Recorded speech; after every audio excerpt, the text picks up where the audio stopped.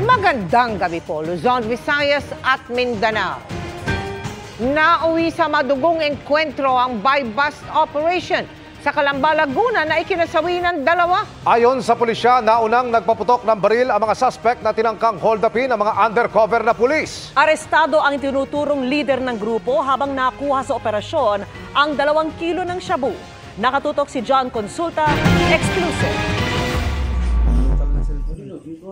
Sa CCTV video na ito, kita ang galaw ng ilang tao sa pulang sasakyan sa isang establishmento sa Calamba, Laguna. Sila ang target ng buy-bust operation.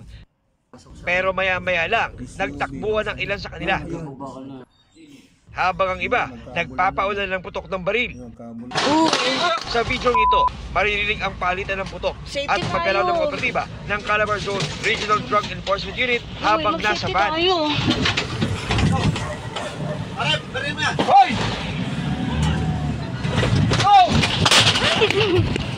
Matapos ang ilang minutong engkwentro, patay ang 2 suspect habang sugatan ang isa sa kanilang kasama. Arestado naman ang 2 suspect kabilang ang isang babae.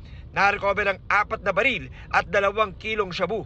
Ayon sa Calabar Zone Police, nagbago ang lahat ng ang mga dapat na magbebenta ng droga, tinangkang hold upin ang mga undercover na pulis sa hawak nilang pera na mahigit 13 million pesos. Merong na-monitor ang PRO4A na isang grupo na nagbebenta ng illegal na droga. Chinek muna kung totoo ngang may dalang pera yung mga operatiba natin, and nung nakita nga niya na merong pera is agarang bumalik doon sa kanilang sasakyan.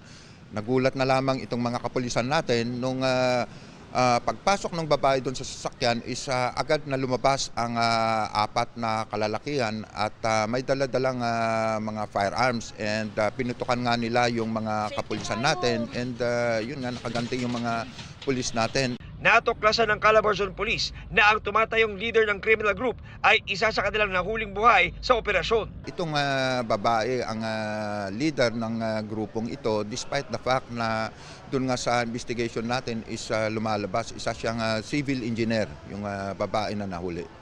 Wala pa rin kumukuha sa bangkay ng napatay na 2 suspect habang wala pang pahayag ang mga naarestong suspect na nakakulong na sa Calabar Zone Police.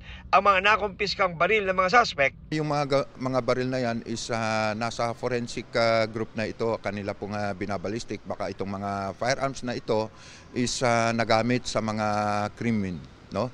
Na hindi lang dito sa Calabarzon kundi sa mga karitig bayan ng Calabarzon. Para sa GMA Integrated News, John Consulta, nakatutok 24 oras.